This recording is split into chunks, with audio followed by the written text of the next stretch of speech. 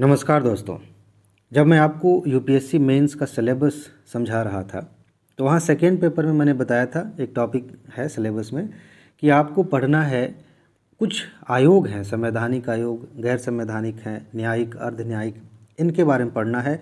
और अगर आप क्वेश्चन पेपर उठाकर देखेंगे यूपीएससी मेंस का तो लगभग हर साल एक क्वेश्चन ऐसा आता है जिसमें या तो वित्त आयोग के बारे में पूछ लिया जाएगा, मानवाधिकार आयोग के बारे में पूछ लिया जाएगा, यूपीएससी के बारे में, चुनाव आयोग के बारे में, किसी न किसी बॉडी के बारे में क्वेश्चन पूछ लिया जाता है।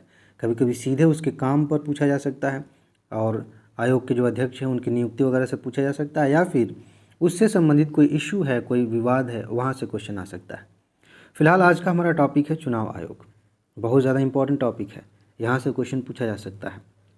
पहले भी प्रश्न आए हैं, लेकिन कुछ ऐसे संवैधानिक निकाय हैं जो कि अक्सर घुमा फिरा के पूछ लिए जाते हैं। चलिए देखते हैं कि मुख्य परीक्षा के नज़रिए से चुनाव आयोग को हमें कैसे देखना चाहिए। प्री के लिए मैं इस पर वीडियो बनाऊंगा, वहाँ हम देखेंगे कि चुनाव आयोग के बारे में क्या प्रावधान है, कैसे चुनाव आयुक्त नियुक्त होते हैं, कैसे उनको हटाया जाता है, क्या उनके काम है, क्या शक्तियाँ हैं, वो प्रीलिम्स के नज़रिए से हम अच्छे से समझेंगे। आज मुख्य परीक्षा के नज़रिए से समझते हैं, ठीक है। देखिए कुछ चीज़ें यहाँ पे आपको ऐसे भी मिल जाएंगी जो प्री में काम आती हैं, जैसे कि अनुच्छेद 324, यहाँ से क्वेश्चन आ जाता है। यह एक संवैधानिक संस्था है। भारतीय संविधान के अनुच्छेद 324 में चुनाव आयोग एक संवैधानिक संस्था है। मैंने कई बार बताया है, लोग कन्फ्यूज रहते हैं कि संवैधानिक गैर संवैधानिक का क्या मतलब है। जिसके लिए संविधान में कोई आर्टिकल लिखा गया है, कोई अनुच्छेद है, वो संवैधानिक है और बाकी सब गैर संवैधानिक है, ठीक है ना। बस इतना समझ लीजिए। और ये आर्टिकल जो है ओरिजिनल संविधान में भी लिखे जा सकते हैं और संशोधन करके भी लिखे जा सकते हैं, ठीक है। आगे बढ़ते हैं। यह एक संवैधानिक संस्था है जो कि भारत में चुनाव कार्य को निष्पक्ष रूप से संपन्न कराने के लिए उत्तरदायी है। ये लाइन आप चाहें तो इंट्रोडक्शन में लिख सकते हैं। जब चुनाव आयोग पर क्वेश्चन पूछा जाए तो इंट्रोडक्शन में इसे लिख सकते हैं, अच्छी लाइन है। इसे जनवरी 1950 में स्थापित किया गया था। यहाँ से क्वेश्चंस पूछे जाते हैं। चुनाव आयोग की स्थापना कब हुई थी? जनवरी 1950 में। तथा संसद, राज्य विधायिका और राष्ट्रपति एवं उपराष्ट्रपति पद हेतु चुनाव कार्य संपन्न कराने का जिम्मा इसे दिया गया था। तो बच कौन गया? आप देखेंगे कि राज्य के विधानसभा में जैसे विधायक लोग बनते हैं ना, तो विधानसभा का चुनाव यही करा रहा है, संसद में लोकसभा राज्यसभा का चुनाव यही करा रहा है, राष्ट्रपति उपराष्ट्रपति का चुनाव यही करा रहा है। तो लिखने की ज़रूरत क्यों थी? ये सब सीधा सीधा कह देते कि चुनाव कराता है देश में। लिखने की ज़रूरत इसलिए है क्योंकि एक तीसरा लेवल बन गया है हमारे यहाँ लोकतंत्र का, तीसरा स्तर कह सकते हैं, ग्रास रूट लेवल कह सकते हैं, वो है पंचायती राज। अब स्थानीय लेवल पे पंचायती राज का जो चुनाव होता है, या फिर नगरों में देखिए दो तरह के, एक ग्रामीण क्षेत्र का पंचायती वाला हो गया पंचायती राज, एक नगरीय प्रशासन होता है। ये दोनों जो हैं आप कह सकते हैं कि तीसरा जो स्तर बनाया गया बाद में 1992-93 की बात है, 73वां-74वां संशोधन जो किया गया था ना, उसके तहत। तो उसमें जो चुनाव होते हैं, सीधा कहें पंचायत का जो चुनाव होता है, उसमें राज्य स्तर पे एक चुनाव आयोग बनाया गया है। वो चुनाव संपादित करता है, ठीक है। और बाकी के जो चुनाव है ऊपर के, वो भारत का निर्वाचन आयोग कराता है, ठीक है। इसलिए इसे लिखा गया है, ध्यान रखिएगा। यहाँ से क्वेश्चन प्री में पूछा जा सकता है। अब हम बात करेंगे कार्य और शक्तियों की। अब देखिए सिंपल सा क्वेश्चन ऐसे पूछ लिया जाता है मेंस में भी, जैसे वित्त आयोग के क्या कार्य हैं, इनका विश्लेषण करिए, तो आपको जानना चाहिए। वैसे ही निर्वाचन आयोग के क्या काम है, वैसे आप जानते भी हैं, लेकिन लिखना हो तो पॉइंट वाइज आपको पता होना चाहिए। पहली बात तो यही है कि राजनीतिक दलों के लिए आदर्श आचार संहिता लागू करता है। ये क्या है बेसिकली जब चुनाव होता है ना, आप सुनेंगे रोज़ एक दूसरे के खिलाफ जो है केस दर्ज किए जाते हैं, मतलब रिपोर्ट की जाती है चुनाव आयोग के कि इन्होंने यहाँ पे आचार संहिता का उल्लंघन किया है, इन्होंने ऐसे किया ऐसे किया। रो कोई होता नहीं है, लेकिन ठीक है, उस पर नहीं जाते हैं। मेन बात यह है कि राजनीतिक दलों के लिए आदर्श आचार संहिता लागू करता है चुनाव आयोग। इसका मतलब ये है कि जब चुनाव चल रहे हैं, आप प्रचार कर रहे हैं चुनाव में, तो आपका आचरण कैसा होना चाहिए, आप किस बात का ध्यान रखते हुए अपना प्रचार करेंगे। जैसे एग्जाम्पल के तौर पे कि भाषण में कुछ ऐसा ना कह दें कि हिंसा हो जाए या सांप्रदायिक माहौल ख़राब हो जाए, देश की एकता अखंडता को खतरा आ जाए। इन सारी चीज़ों को ध्यान में रखते हुए हमें काम करना है। साथ ही साथ चुनाव निष्पक्ष हो, इसका भी हमें ध्यान रखना है। ये राजनीतिक दलों के लिए है कि आप जो है जब प्रचार कर रहे हैं तो इन बातों का ध्यान रखें। वो आदर्श आचार संहिता है, उसे लागू करने का काम निर्वाचन आयोग करता है। ठीक है। इसके अलावा राजनीतिक दलों को विनियमित पंजीकृत करना। देखिए आप जानेंगे अभी, चलिए एक होमवर्क दे देता हूँ। ज़रा देखिए कि कितने राष्ट्रीय स्तर के हमारे यहाँ राजनीतिक दल हैं।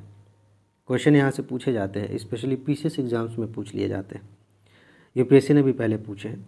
आप देखिए जितने भी वो क्या कहते हैं दल हैं, वैसे तो आप देखेंगे सैकड़ों दल हैं, लेकिन जब ऊपर से देखेंगे तो पता चलेगा कि कुछ ही ऐसे दल हैं, कुछ ऐसी पार्टियां हैं जो राष्ट्रीय स्तर पर मान्यता प्राप्त हैं। तो उन्हें मान्यता देता कौन है, उन्हें पंजीकृत करता कौन है? हमारा निर्वाचन आयोग करता है। दो तरह से होता है, एक राष्ट्रीय स्तर पे और एक राज्य स्तर पे किसी पार्टी को मतलब राज्य स्तर की पार्टी का दर्जा दिया जाता है। इसके लिए बाकायदा क्राइटेरिया तय किया गया है कि कितना परसेंटेज वोट आपको मिलेगा, कितनी सीटें मिलेंगी, कहाँ कहाँ से मिलेंगी, तब आपको ये दर्जा दिया जाएगा। वो प्री के लिए है, आप उसे अच्छे से याद कर लीजिएगा। उस पर हो सकता है कि मैं वीडियो बनाऊँ और PDF नोट भी आपको दे दूँ। ठीक है, तो ये चीज़ है। इसके अलावा प्रत्याशी द्वारा धन खर्च करने की जो सीमा है उसे तय करने का काम भी ये निर्वाचन आयोग करता है कि एक प्रत्याशी कितना पैसा खर्च कर सकता है चुनाव में, इसकी सीमा तय करने का काम निर्वाचन आयोग करता है। आगे देखिए, राजनीतिक दलों से उनकी वार्षिक और आर्थिक रिपोर्ट मांगना। अब ऐसा होता है, हालांकि इसमें भी बहुत सारी चीज़ें हैं, भ्रष्टाचार भी है इसमें, लेकिन सिंपल सी चीज़ है कि ये अधिकार दिया गया है निर्वाचन आयोग को कि वो जो राजनीतिक दल हैं उनसे पूछे, ये बताइए कि आपके पास वार्षिक रूप से जो धन आ रहा है, जो आप खर्च कर रहे हैं, उसका हिसाब किताब है कुछ, हमें बताइए। तभी तो इस सीमा की जांच की जाएगी कि आपने उसका उल्लंघन तो नहीं किया। हालांकि इसमें दलों ने अपने अपने हिसाब से लूप होल्स खोज लिए हैं, उसका बाकायदा इस्तेमाल भी करते हैं। आप देखेंगे। अच्छा हाँ, चलिए बढ़िया है, आपके लिए एक और चीज़ बता दूं होमवर्क के तौर पे। अभी की क्या सीमा है, एक व्यक्ति जो सांसद बनना चाहता है, लोकसभा का चुनाव लड़ना चाहता है, वो कितना खर्च कर सकता है, प्लस उसकी पार्टी कितना खर्च कर सकती है, दोनों में अंतर है। व्यक्ति कितना खर्च कर सकता है, अभी देखिए कोई बड़ा नेता आता है, हज़ारों करोड़ों रुपए जो है खर्च हो जाते हैं, लेकिन इतनी सीमा नहीं है। आप जाकर देखिए, बहुत कम है, खर्चे खूब होते हैं। वही तो है, कमी का फ़ायदा लोग उठाते हैं। ये चीज़ ध्यान रखिएगा, यहाँ से क्वेश्चन पूछा जा सकता है, होमवर्क है। लेकिन हम मेंस की चीज़ें देख रहे हैं ना, यही तो अंतर है, यही वो चीज़ें हैं जो आपको सीखनी है। जब मुख्य परीक्षा की बात हो रही है तो हमें बहुत सारी चीज़ों को बैकग्राउंड में रखना पड़ता है। सामने आप सिर्फ यही लिखेंगे, मेंस में जब वो चीज़ें होंगी। अब लिमिट यहाँ लिखने लग जाएंगे, कितना पैसा खर्च करना हो, तो फिर दिक्कत हो जाएगी। फिलहाल तो ये है, रिपोर्ट मांग सकता है। अच्छा, आयोग जो है ओपिनियन पोल को रोक सकता है। ओपिनियन पोल का मतलब आप समझ रहे हैं, जैसे चुनाव हो गया है, अलग अलग ओपिनियन आते हैं टीवी पर भी और वैसे भी, कि जो है ये पार्टी जीत रही है, इनकी इतनी सीटें मिल रही हैं। तो कई बार इसकी वजह से लोगों का मूड चेंज हो सकता है। अगर गलत तरीके से ओपिनियन पोल को प्रमोट किया जाए, जैसे मान लीजिए कोई पार्टी उसका कोई खास वो नहीं है, जनाधार नहीं है, ज़्यादा लोग पसंद नहीं कर रहे, लेकिन वो पार्टी ऐसा माहौल बना दे पैसे के माध्यम से, चाहे जैसे भी, कि हर जगह यही दिखाया जाने लगे कि यार ये जीत रही है, जीत रही है, जीत रही है, तो लोगों का मूड चेंज हो सकता है। बहुत सारे लोग ऐसे हैं जो इस आधार पर वोट देते हैं कि हाँ कुछ तो खास बात है, चर्चा जगह जगह हो रही है, हवा चल रही है इनकी, ऐसा कुछ होता है। तो लोगों का जो है मूड चेंज हो जाएगा, उनके निर्णय चेंज हो जाएंगे, तो फिर ये निष्पक्ष चुनाव नहीं हो पाएगा। ऐसी स्थिति में कभी कभी आयोग जो है ओपिनियन पोल को रोक सकता है, उसके लिए बाकायदा एक टाइम लिमिट भी तय कर सकता है। ठीक है। अच्छा, कुछ और चीज़ें हैं। दिशा निर्देशों के उल्लंघन के मामले में सदस्यों को अयोग्य ठहराया जा सकता है। अब देखिए, अगर आपने पढ़ा है किताबों में भी तो भी पता होगा कि कई बार ऐसा होता है, ध्यान दीजिएगा, दो तरह से अयोग्य ठहराया जा सकता है। एक तो उस समय जब चुनाव हो चुका है तब ये मामला राष्ट्रपति के पास जाएगा, अगर संसद की बात है तो राष्ट्रपति चुनाव आयोग से बात करेंगे। लेकिन उसके पहले जब चुनाव हो रहे हैं उसी समय जब कुछ और भी चीज़ें हैं, जैसे कि पर्ची भरी जा रही है, तो कुछ दिशा निर्देश आयोग देता है कि आप अपने बारे में कुछ बातें बताइए, आपके ऊपर कितने केसेस चल रहे हैं, आपकी संपत्ति क्या है, और भी चीज़ें हैं। या फिर चुनाव प्रचार चल रहा है, उसमें आचार संहिता का उल्लंघन किया जा रहा है, उसमें कोई ऐसी चीज़ है कि मतलब इसका उल्लंघन करेंगे तो उसका सज़ा ये है उसकी कि आपको अयोग्य ठहराया जा सकता है। तो ऐसी स्थिति में अयोग्य ठहराने की जो शक्ति है वो चुनाव आयोग के पास है। ठीक है। अब देखिए, एक और शक्ति है, काफ़ी मज़ेदार और बहुत ज़्यादा इम्पॉर्टेंट है। अब देखिए, ये बातें हम मेंस के लिए पढ़ रहे हैं, मेंस में आप लिख सकते हैं, लेकिन अगर आपने पिछले सालों के प्रश्न देखे होंगे, चाहे वो निर्वाचन आयोग पे पूछे गए प्रश्न हैं या फिर किसी अन्य आयोग पे, तो आप अच्छे से समझ पाएंगे कि यही लाइनें उठाकर यूपीएससी पूछ सकती है प्री में। और यही वो चीज़ है जो बहुत सारे लोग मिस कर रहे हैं। जैसे कहा जाता है कि आप जो है दोनों को एक साथ लेके चलिए, मतलब प्री और मेंस की तैयारी आप इसी रूप में करिए। खैर, कुछ बातें ऐसी होती हैं जो सिर्फ प्री के लिए ही इम्पॉर्टेंट होती हैं, वो मेंस के लिए इम्पॉर्टेंट नहीं होती। लेकिन मुख्य परीक्षा की तैयारी करने में सबसे खास बात ये होती है कि आप प्री के प्रश्नों को बहुत अच्छे से टैकल कर पाते हैं। बहुत सारे प्रश्न आजकल ऐसे पूछे जा रहे हैं जो वही लोग दे पाएंगे उनका जवाब जिन्होंने मुख्य परीक्षा की तैयारी की है। अगर आपने इन चीज़ों को तैयार कर लिया है, यूपीएससी प्री में पूछती है कि ये 4 लाइनें दी गई हैं निर्वाचन आयोग की शक्तियों के बारे में, बताइए इनमें से कौन सा गलत है। तो कैसे बताएंगे, जब पढ़े रहेंगे तभी तो। खैर, ये इंपॉर्टेंट शक्ति है। सर्वोच्च तथा उच्च न्यायालय किसी प्रत्याशी को दोषी करार दिए जाने के मामले में आयोग से सलाह ले सकते हैं। जैसे मामला गया है कोर्ट में, अब कोर्ट में जो है मतलब कुछ चीज़ें ऐसी हैं जहाँ पे सलाह लेने की ज़रूरत है, तो आयोग से सलाह ले सकते हैं। और एक तो और बहुत अच्छी शक्ति दी गई है कि राष्ट्रपति जब किसी को हटाएंगे, अयोग्य ठहराएंगे, तो वहाँ चुनाव आयोग से पूछते हैं, मुख्य निर्वाचन आयुक्त से सलाह लेते हैं और तब हटाया जाता है। अब आता है असली एंगल। ये तो ठीक है, सामान्य प्रश्न बना तो पूछा जा सकता है कि उनकी कार्य शक्तियों का विश्लेषण करें, लेकिन जो क्वेश्चन का असली एंगल बन सकता है, असली पक्ष है, वो यहाँ से शुरू होगा। इस लाइन को मैं पढ़ दे रहा हूँ आपके लिए। चुनाव आयोग ने हालांकि समय के साथ निष्पक्ष चुनावों का आयोजन करके लोकतंत्र की सफलता सुनिश्चित की है।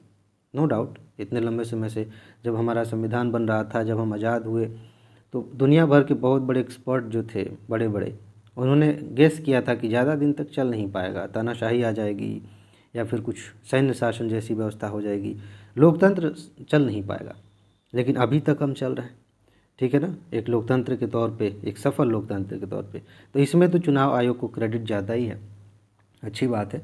लेकिन हाल के कुछ विवादों ने इसकी निष्पक्षता और शक्ति के ऊपर सवाल खड़े किए हैं। जैसे कि अब यहाँ से आप देखिए कि कौन कौन सी ऐसी चीज़ें हैं जो चुनाव आयोग की निष्पक्षता पे सवाल खड़े करते हैं, इसकी शक्ति के ऊपर सवाल खड़े करते हैं, और कहीं न कहीं हमारे लोकतंत्र को कमज़ोर करने की कोशिश भी करते हैं। इससे हमारा लोकतंत्र जो है कमज़ोर होता है। व्यक्ति, हम जब वोट देने जाते हैं, कई बार इन सब चीज़ों की वजह से हमारा मत प्रभावित होता है। ख़ास तौर से वो लोग जो ज़्यादा पढ़े लिखे नहीं हैं, भोले भाले लोग हैं। अगर चुनाव आयोग अच्छे से काम नहीं करता है तो राजनेता, पार्टियां लोगों की भावनाओं के साथ खिलवाड़ करती हैं, उनके मतों को अपने अनुसार जो है इधर उधर घुमा देती हैं। खैर, देखते हैं क्वेश्चन यहाँ से बन सकता है। कानूनी अनुमोदन के अभाव में आदर्श आचार संहिता का बारंबार उल्लंघन। अभी क्या है कि आदर्श आचार संहिता अभी हमने पढ़ा कि आयोग जारी कर सकता है, लेकिन इसका कोई कानूनी आधार नहीं है। कानूनी आधार का मतलब ये है कि अगर ये कानून बन जाता, इसे कानून का रूप दे दिया जाता, तो बात कुछ और होती। कैसे? जैसे मान लीजिए कोई कानून बनाया गया है, अब उस कानून का उल्लंघन करने वालों को एक ख़ास तौर से एक सज़ा निश्चित होती है, वो मिलनी ही मिलनी है। अगर वो नहीं मिलेगी तो फिर दिक्कत है। सुप्रीम कोर्ट, हाई कोर्ट ये सब हैं और इसीलिए हैं। लेकिन कानूनी आधार नहीं मिला, बस आदर्श आचार संहिता का उल्लंघन हुआ, कभी कभी आयोग उस पर छोटी मोटी सज़ा देता है, कभी कभी इग्नोर कर देता है, तो फिर ठीक नहीं है ये। अब जो नेता हैं, जो पार्टियां हैं, उनके लिए तो अच्छी बात है, लेकिन लोकतंत्र के लिए ठीक नहीं है। इसमें बहुत सारी बातें होती हैं। आप देखेंगे कि कभी कभी चुनाव के दौरान ही सांप्रदायिक माहौल बन जाता है, ऐसी ऐसी बातें राजनेता कह देते हैं, दिक्कत हो जाती है। ये देश के लिए खतरा है, इसीलिए इसके जो है आयोग की निष्पक्षता पर सवाल उठता है कि ये क्या है। फिलहाल इसमें सरकार की भी ज़रूरत है, हालांकि अब सरकार में यही लोग शामिल होते हैं तो इच्छा शक्ति उतनी नहीं दिखती। फिलहाल चुनाव में नकदी तथा बाहुबल के प्रयोग को रोक पाने में असफलता। हालांकि हमने बहुत कोशिश की है, चुनावी बांड वगैरह आया है, उसमें भी ढेर सारी कमियां दिख जा रही हैं, उस पर हम कवर करेंगे। तो नकदी का इस्तेमाल भी हो रहा है। आप देखते हैं कई बार जब चुनाव होने वाले रहते हैं तो गाड़ी में भर भर के नोट बरामद किए जाते हैं। वो कहाँ जा रहा था किसका था वो? कहीं ना कहीं वो किसी को बांटने के लिए दिया जा रहा था, कि वोट खरीदने के लिए। और बाहुबल का प्रयोग, मतलब बाहुबल का मतलब डरा धमका के, या फिर उस इलाके का जो है वो एक तरह का डॉन है, और उसे ही आपने टिकट दे दिया या उसका समर्थन ले लिया कि हाँ ये भाई ये हमारा समर्थन करें, तो बहुत सारे लोग डर के उसके खिलाफ़ नहीं जाएंगे। उसके मतलब वो जिसको पसंद कर रहा है या खुद ही उस पार्टी में शामिल है, तो बहुत सारे लोग मजबूरी में समर्थन देते ही हैं। अदरवाइज़ उन्हें डर रहता है कि हमारे साथ कुछ ज़्यादती हो जाएगी, हमें नुकसान पहुंचाया जा सकता है। ठीक है ना। तो ये चीज़ है, इसमें असफल रहा है चुनाव आयोग, ये धड़ल्ले से चल रहा है। हालांकि पहले से सुधार थोड़ा हुआ है। पहले अगर आप पढ़ेंगे तो पता चलेगा कि वो हो जाता था, जहाँ वोटिंग हो रही है उस पर लूट-पाट हो जाती थी, कब्जा कर लिया जाता था फिल्मी स्टाइल में, कि गए कुछ लोग और कब्जा कर लिए, बाकी लोग लाइन में खड़े हैं, बस यहाँ यहाँ दबाओ बटन, या ठप्पा लगाने वाला आता था, यहाँ वोट दो, चलो चलो उनके लोग यहाँ से, इस टाइप का। लेकिन अभी उसमें थोड़ा सुधार आया, लेकिन फिर भी अभी भी पैसे का इस्तेमाल हो रहा है, अभी भी बाहुबल का प्रयोग हो रहा है। इसमें दिक्कत है, इसको ठीक करने की ज़रूरत है। और एक मज़ेदार बात बताऊँ, ये जो समस्याएं आप देख रहे हैं ना, इन्हीं का आप उल्टा कर देंगे तो उपाय दिख जाएगा। समझ रहे हैं ना। और इसीलिए इसको कहते हैं बिटवीन द लाइन, हमें समझने की ज़रूरत होती है। जैसे कुछ लोग सिर्फ इतना ही देखेंगे, लेकिन अगर यूपीएससी ने पूछ दिया कि इन समस्याओं को दूर कैसे किया जाए, तो समस्या पहले पता तो हो, समस्या पता चल गई, उपाय भी आप समझ जाते हैं आसानी से। चलिए, कानून का उल्लंघन करने पर दंडित करने की शक्ति नहीं है, बहुत सीमित शक्ति है। जो भी जैसे कानून बनाया गया था 1950 में, 1951 में जन प्रतिनिधित्व अधिनियम बनाया गया था, उसके तहत कुछ बातें की गई हैं। आगे जैसे आचार संहिता की बात की जा रही है, तो उसका उल्लंघन कोई व्यक्ति करता है तो बहुत ज़्यादा शक्तियाँ नहीं हैं आयोग के पास, सीमित शक्तियाँ हैं। थोड़ी और शक्तियाँ हों, थोड़ी और इसको पावर दिया जाए तो शायद कुछ और बेहतर हो सकता था। एक और चीज़ है, इससे थोड़ी समस्या और बढ़ जाती है सोशल मीडिया के ज़माने में। अभी क्या है, सामान्य तौर पे ये नियम है कि चुनाव जब होने वाला है उसके 48 घंटे पहले चुनाव का प्रचार बंद कर दिया जाएगा। लेकिन सोशल मीडिया पर तो कभी भी चलता रहता है, व्हाट्सएप ग्रुप में शेयर किए जा रहे हैं, फेसबुक पे पोस्ट कर रहे हैं। अब मान लीजिए कि पार्टी नहीं कर सकती, लेकिन पार्टी और लोगों से तो संपर्क बना सकती है, आम आदमी से, या कोई व्यक्ति ऐसे फेक आईडी वगैरह बना के इसे भी प्रचार करते रहते हैं। तो इससे प्रचार का उल्लंघन होता है। एक जिस दिन वोट है उस दिन भी प्रचार चलता रहता है, तो इससे एक समस्या उत्पन्न हुई है। इसको कैसे हैंडल किया जाएगा, अभी इस पर विचार करना ज़रूरी है।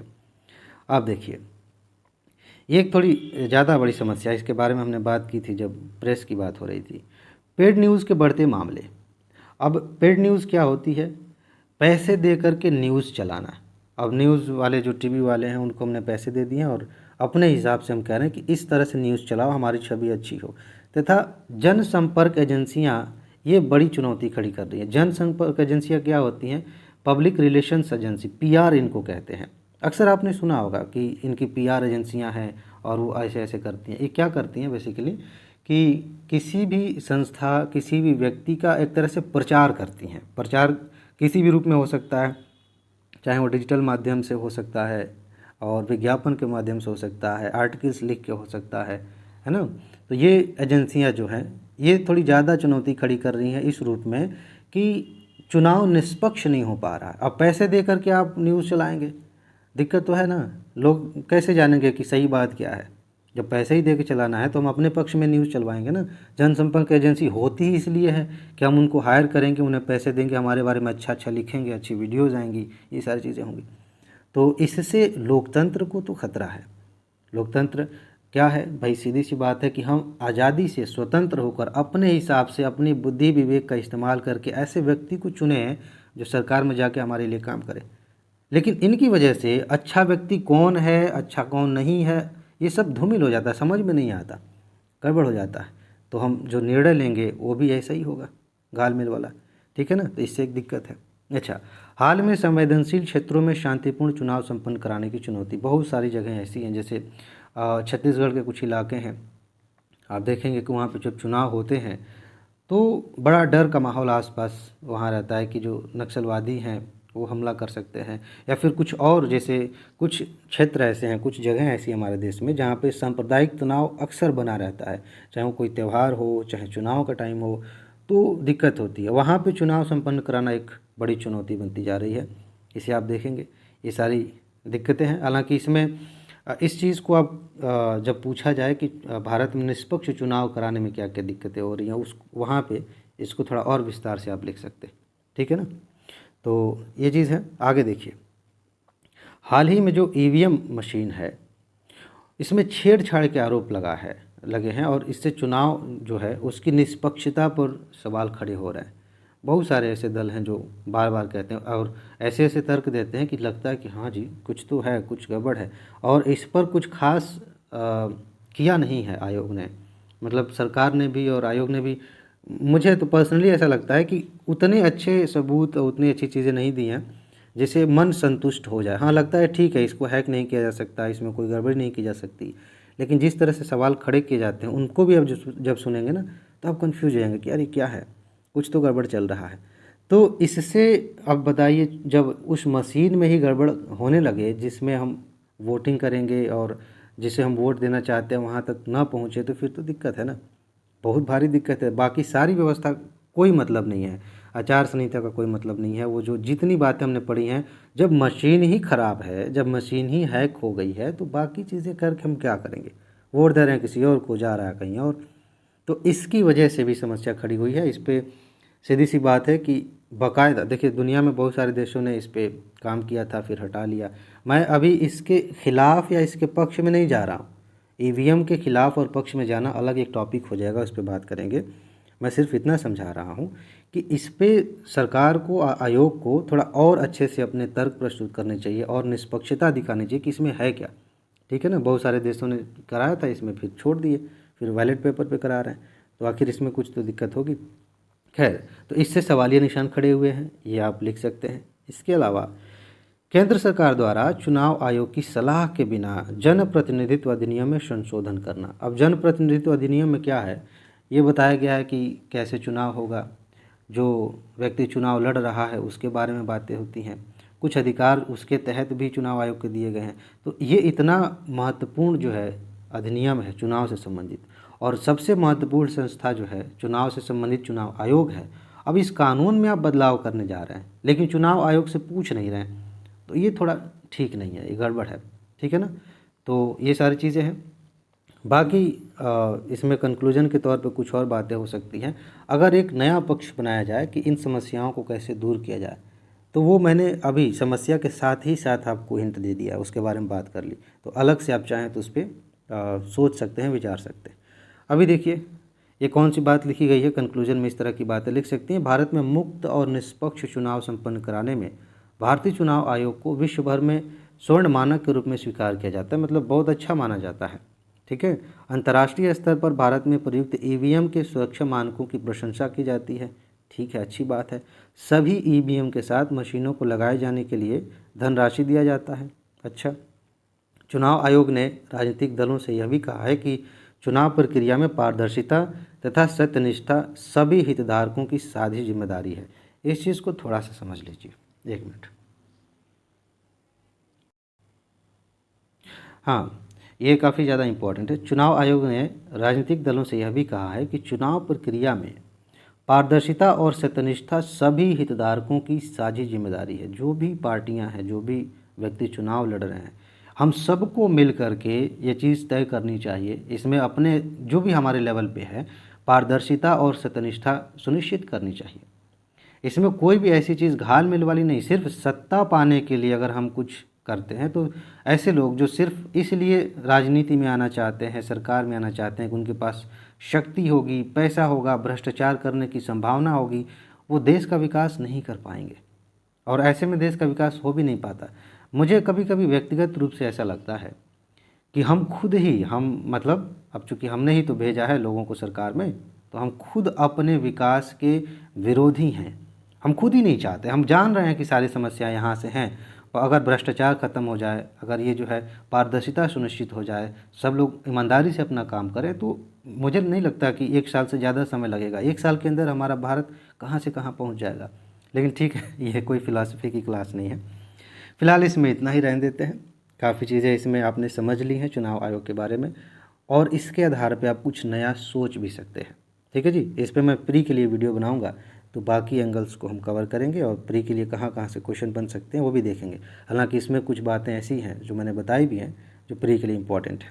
ठीक है जी, तो बस इसमें इतना ही। अपना ख्याल रखिए, खुश रहिए, मस्त रहिए, मुस्कुराते रहिए, जल्दी से सफल होइए और ज़िंदगी को एंजॉय करिए। आगे मिलते हैं। नमस्कार।